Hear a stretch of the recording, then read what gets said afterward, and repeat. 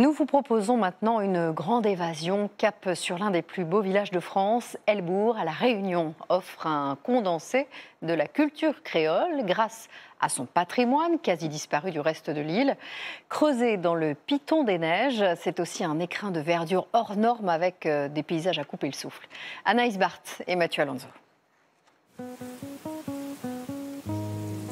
Se rendre à Helbourg, c'est voyager dans le temps.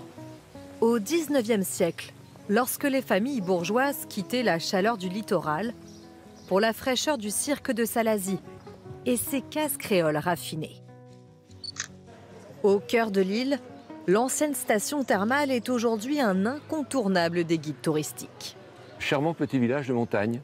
Là, franchement, on est bluffé par la beauté des paysages et de la petite commune, quoi. C'est plein de couleurs. On a envie de profiter. Si Helbourg est labellisé plus beau village de France, c'est parce qu'il a su conserver un patrimoine quasi disparu sur le reste de l'île, notamment ce curieux bâtiment, un guet-ali. Dans le nom, on a quand même pas mal d'informations. On a la notion de guette, donc guette, guetter, regarder. Ali, donc c'est à lui. C'est pas guette à elle. Ça servait quand même plus aux jeunes filles de pouvoir, on va dire, un petit peu mater avec des mots modernes, les jeunes hommes qui passaient. Le trentenaire n'est pas un simple guide.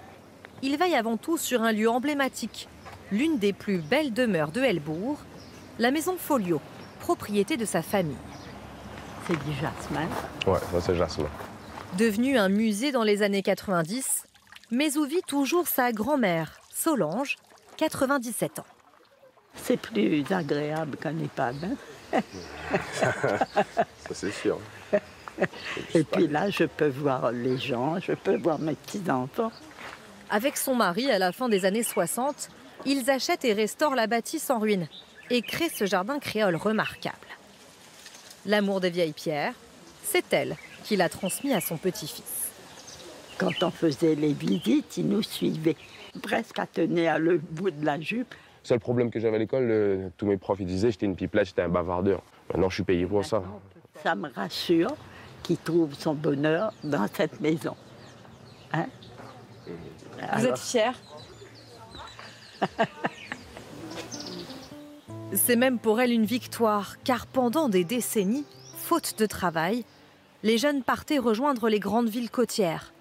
Jusque dans les années 80, le village perd la moitié de sa population. Depuis, changement de cap.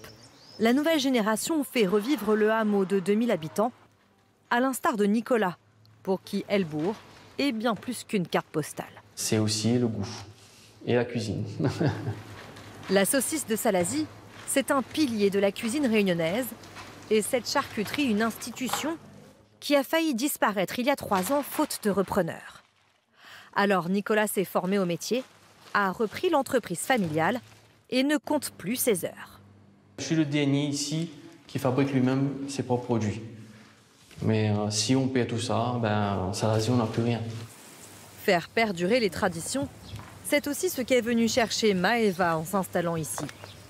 Elle emmène les touristes sur les chemins escarpés pour leur raconter l'histoire méconnue des lieux, celle des tout premiers habitants de Helbourg. C'était avant tout Bémao, un grand village de marrons. Les marrons, ces hommes et femmes esclaves fuyant les plantations des côtes pour trouver refuge dans les hauts et établir leur royaume secret au milieu de ces paysages inhospitaliers. C'est devenu en fait pour eux une forteresse, on va dire, imprenable, parce que ce qu'on voit autour de nous, c'était leur rempart. C'est eux en fait qui ont ouvert ces sentiers pour accéder au cirque. Nichés à 900 mètres d'altitude, au pied du Piton des Neiges, il fallait à l'époque beaucoup de courage pour s'y installer. Les habitants d'aujourd'hui vous diront qu'il faut être fou pour quitter ce lieu unique.